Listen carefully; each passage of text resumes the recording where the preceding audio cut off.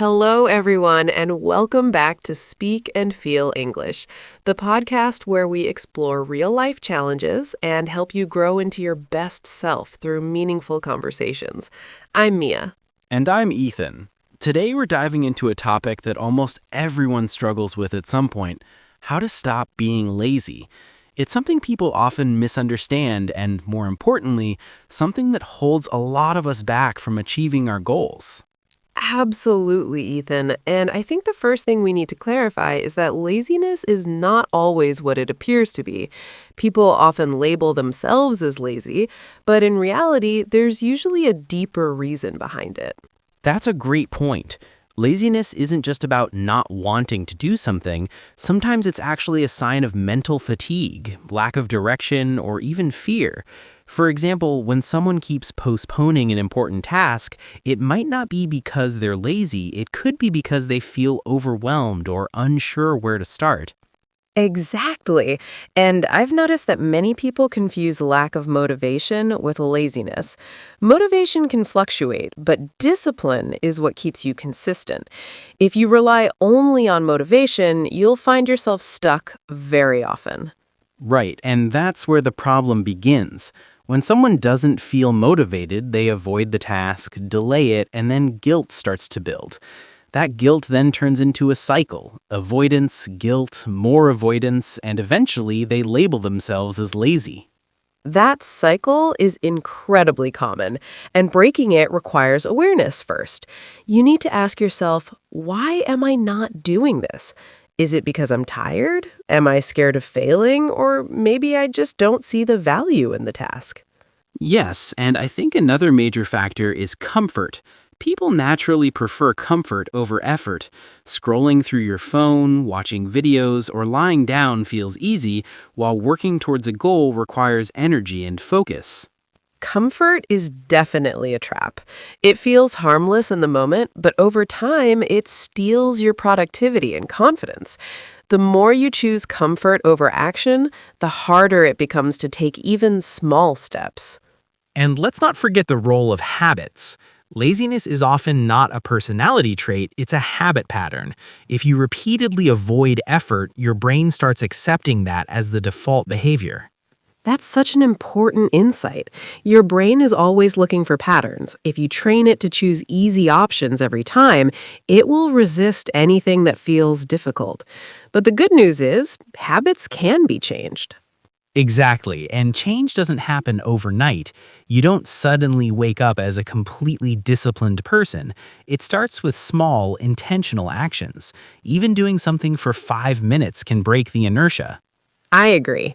People often wait for the perfect moment to start, but that moment rarely comes. Action creates momentum, not the other way around. Once you begin, even in a small way, it becomes easier to continue. Another thing worth mentioning is clarity. When you don't have clear goals, everything feels unnecessary. Why would someone put in effort if they don't know what they're working towards? Yes, lack of direction can make anyone appear lazy. If your goals are vague, your actions will be vague. But when you have a clear purpose, your energy naturally aligns with it. And sometimes people feel lazy because they're mentally exhausted. In today's world, there's constant stimulation, notifications, information overload, and pressure. This drains your mental energy, leaving you with very little capacity to focus. That's true. And in such cases, rest is not laziness, it's necessary. But the key is to differentiate between resting intentionally and avoiding responsibility. One helps you recharge, while the other keeps you stuck. We now understand that laziness is not simply a lack of willingness, but often the result of deeper patterns. The next important step is identifying what specifically triggers that behavior in your daily life. Exactly, because without identifying your triggers, you're essentially trying to solve a problem without understanding its cause, and that leads to temporary fixes rather than long-term change. So let's start with a simple question. What makes you avoid doing something you know is important? That question alone can reveal a lot. For some people, it's the size of the task. When something feels too big or complicated, their brain immediately resists it. Instead of starting, they delay it, telling themselves they'll do it later. Yes, and that later often turns into never. Large tasks create mental pressure, and the brain tries to protect you from that pressure by pushing you toward easier activities. This is why breaking tasks into smaller steps is so powerful. It reduces that sense of overwhelm. Another common trigger is distraction. In today's environment, distractions are everywhere. Your phone, social media, constant notifications, they all compete for your attention. And most of the time, they win. Absolutely. And the tricky part is that these distractions feel harmless. You tell yourself, I'll just check this for a minute, but that minute quickly turns into 30 minutes or even an hour. By then, your focus is gone, and starting your work feels even harder. And this creates a pattern. Every time you give in to distraction, your brain learns that avoiding effort leads to instant gratification. Over time, this weakens your ability to stay focused on meaningful tasks. That's why awareness is so important. You need to notice when you're about to get distracted. Ask yourself, am I choosing this intentionally or am I just escaping from something difficult? That simple pause can make a huge difference. Another major trigger is fear, especially fear of failure. People often avoid tasks because they're afraid they won't do them well. So instead of risking failure, they choose not to start at all. Yes, and that's a very subtle form of laziness.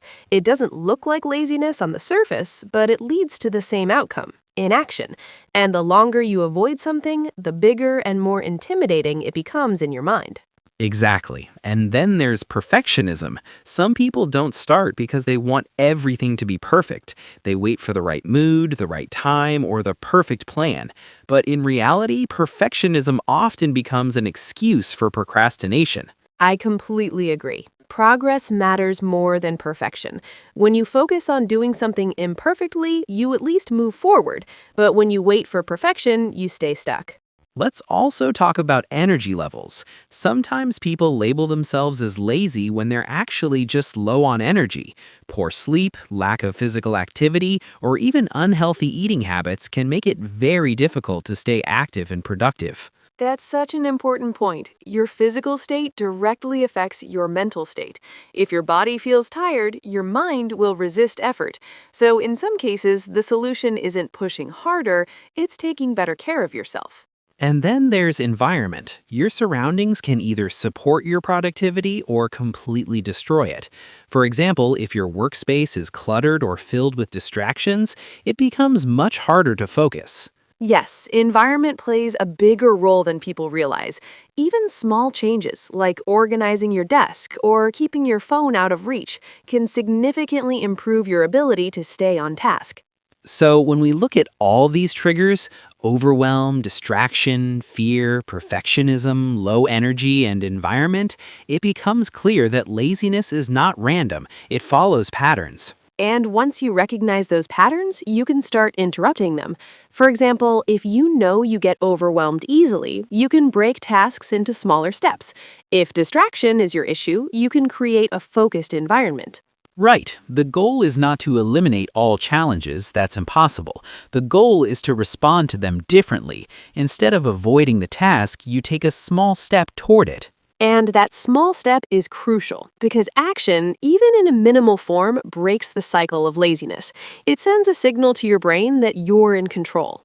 Another helpful strategy is setting clear starting points. Instead of saying, I'll work on this later, decide exactly when and how you'll begin.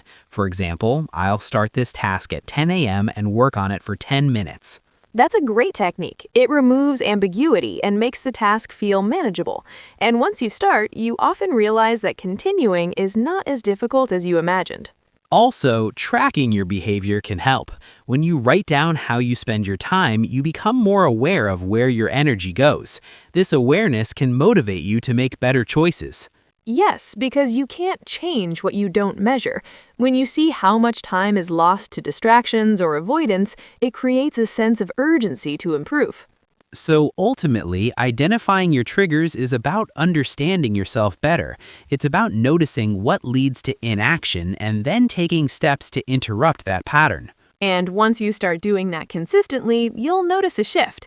Tasks that once felt overwhelming will start to feel manageable, and your confidence will begin to grow. It's time to move into something even more important, practical action. Because awareness without action doesn't create change. You need systems, habits, and consistent effort to build discipline. Exactly, Ethan. And I think the best place to start is by understanding that discipline is not about doing everything perfectly. It's about showing up consistently, even when you don't feel like it. That's the real difference between people who grow and people who stay stuck. And one of the most effective ways to build that consistency is by starting small. People often make the mistake of setting very high expectations right from the beginning. They try to change everything at once, and when they fail to maintain it, they lose motivation. Yes, and that approach almost always leads to burnout. Instead, you should focus on small, manageable actions. For example, if you want to develop a habit of working regularly, start with just 10 or 15 minutes a day. The goal is not intensity, it's consistency. That's such a powerful idea.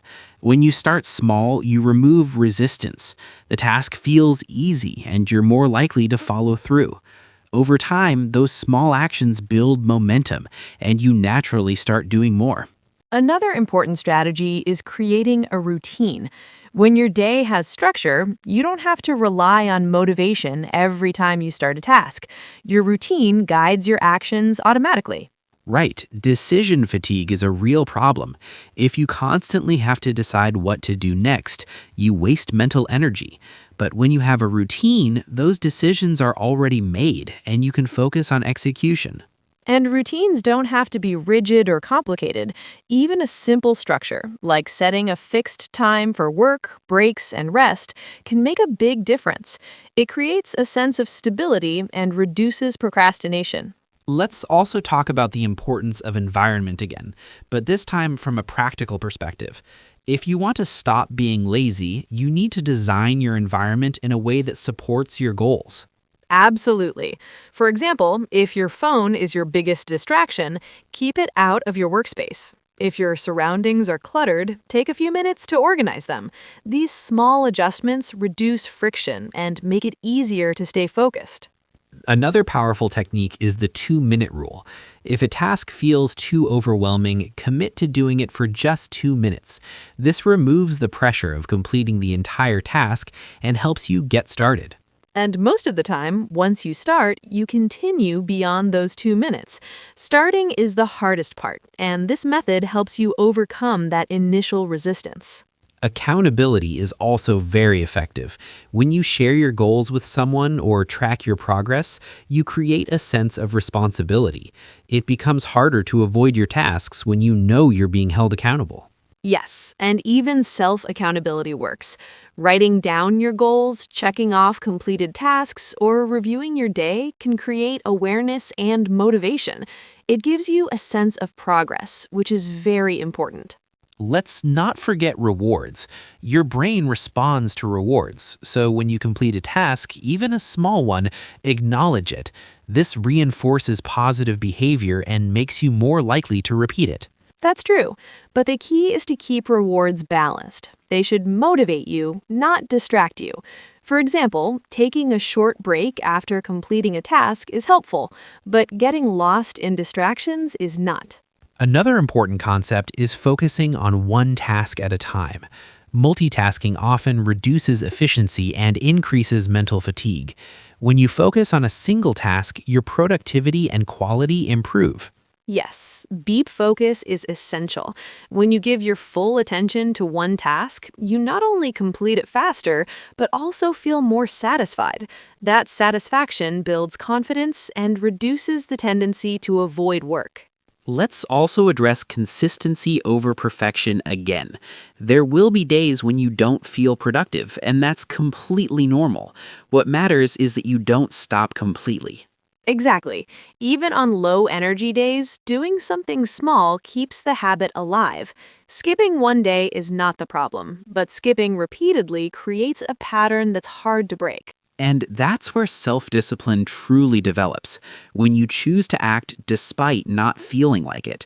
That decision, repeated over time, transforms your behavior.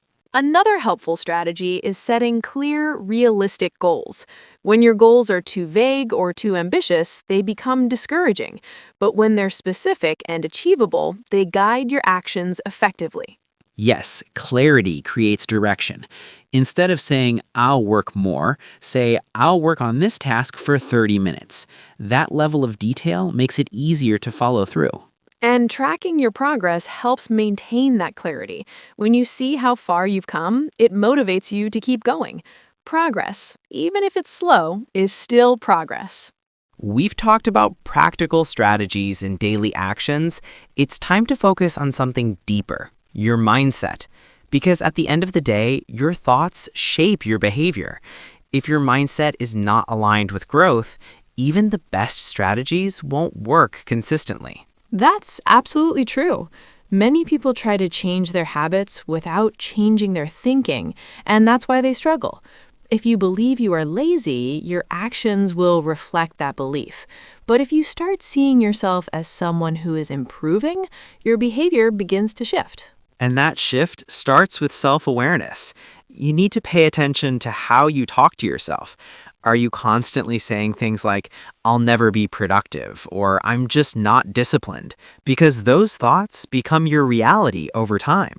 Yes, and negative self-talk is one of the biggest obstacles. It creates doubt and reduces your confidence. Instead, you need to replace those thoughts with more constructive ones, such as, I am working on becoming better, or I can improve step by step. Another important mindset shift is focusing on effort rather than results. When people only focus on outcomes, they often feel discouraged if they don't see immediate success. But when you focus on effort, every small step feels meaningful. Exactly. Progress is not always visible right away. Sometimes you're improving in ways you can't immediately see. But if you stay consistent, those small efforts eventually lead to noticeable results. Let's also talk about patience. Overcoming laziness and building discipline is a gradual process. It requires time, consistency, and persistence. If you expect instant change, you'll likely feel frustrated and give up. Patience is key. You have to trust the process. Even when progress feels slow, you're still moving forward, and that's what matters. Growth is not about speed, it's about direction. Another mindset that helps is accepting discomfort. Many people avoid tasks because they feel uncomfortable, but discomfort is a natural part of growth. If everything feels easy, you're probably not challenging yourself enough. That's such an important point. You need to become comfortable with being uncomfortable. Whether it's starting a difficult task, staying focused, or pushing through resistance, those moments of discomfort are where real progress happens. And instead of seeing discomfort as something negative, you can view it as a sign that you're improving. It means you're stepping out of your comfort zone and moving toward your goals. Let's also address comparison. Many people feel lazy because they compare themselves to others who seem more productive or successful. But comparison often leads to discouragement rather than motivation. Yes, because you're comparing your behind the scenes to someone else's highlight. Everyone has their own journey, challenges, and pace. Instead of comparing yourself to others, focus on your own progress. And that brings us to self-compassion. Being too hard on yourself can actually make laziness worse. When you feel guilty or ashamed, you're more likely to avoid tasks rather than face them. Exactly. Discipline doesn't mean being harsh with yourself. It means being consistent and committed while also understanding that you're human. You will have off days, and that's okay. What matters is how you respond to those days. Instead of giving up, you reset and continue. That ability to restart is what builds resilience and long-term discipline. Another powerful mindset is taking responsibility. Instead of blaming external factors like lack of time, resources, or motivation, you take ownership of your actions. Yes, because when you take responsibility, you gain control. You stop waiting for things to change and start making changes yourself. That shift from blame to ownership is very empowering. And finally, having a clear purpose can transform your mindset completely. When you know why you're doing something, it becomes easier to stay committed, even when it's difficult. Purpose gives meaning to your actions. It reminds you that your efforts are not random, they are leading you towards something important. And that awareness reduces the tendency to avoid work. As we move into the final part of this conversation, let's focus on sustainability. Because it's one thing to build discipline for a few days or weeks, but maintaining it over the long term, that's where the real challenge lies. Absolutely. And sustainability comes from balance. If you try to push yourself too hard without rest, you'll eventually burn out. But if you relax too much, you'll lose momentum. The key is finding a balance that works for you. And that balance starts with consistency. You don't need to be perfect every day. What matters is that you keep showing up. Even small efforts, when repeated over time, create significant results. Yes, consistency builds trust in yourself.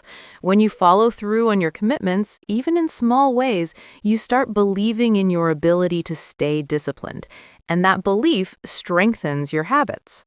Another important factor is reviewing your progress regularly. Taking time to reflect on what you've done, what's working, and what needs improvement helps you stay on track. Reflection creates awareness. It allows you to adjust your approach instead of repeating the same mistakes. And it also gives you a chance to appreciate how far you've come. Let's also talk about flexibility. Life is unpredictable, and there will be times when your routine gets disrupted. Instead of seeing that as failure, you need to adapt and continue. Exactly. Discipline is not about rigidity, it's about commitment. Even if your schedule changes, you can still find ways to stay productive. It might look different, but the effort remains. Another key element is surrounding yourself with the right influences. The people you interact with and the content you consume can either support your growth or hold you back. Yes, your environment extends beyond physical space. If you're constantly exposed to negativity or distractions, it becomes harder to stay focused. But if you surround yourself with positive and motivated influences, it becomes easier to stay disciplined. And let's not forget the importance of celebrating progress. Too often people focus only on what they haven't achieved yet, ignoring what they've already accomplished. That's true. Celebrating small wins keeps you motivated. It reminds you that your efforts are paying off, even if the results are not yet fully visible. Another powerful concept is identity. Instead of saying, I'm trying to be productive, start seeing yourself as a productive person. This identity shift influences your decisions and actions. Yes, because your actions tend to align with your identity. When you believe you're disciplined, you naturally make choices that support that belief. And over time, those choices become habits. Discipline is not something you force forever. It eventually becomes part of who you are. Let's also address setbacks. There will be times when you fall back into old habits. That's normal. What matters is how quickly you recover and get back on track. Exactly. A setback is not failure, it's feedback. It shows you what needs to be improved. Instead of giving up, you learn from it and continue. And that mindset of persistence is what separates long-term success from temporary effort. It's not about never falling, it's about always getting back up. So, if we bring everything together, stopping laziness is a journey. It involves understanding your behavior, taking action, building the right mindset, and maintaining consistency over time. And most importantly, it requires patience and commitment. Change doesn't happen instantly, but with consistent effort, it becomes inevitable. We hope this conversation has given you clarity and practical direction on how to move forward and take control of your habits. And if you found this helpful, make sure to stay connected with us for more meaningful conversations that help you grow. Thank you for listening to Speak and Feel English. Don't forget to subscribe to the channel for more content like this and explore all our podcast episodes. We'll see you in the next one.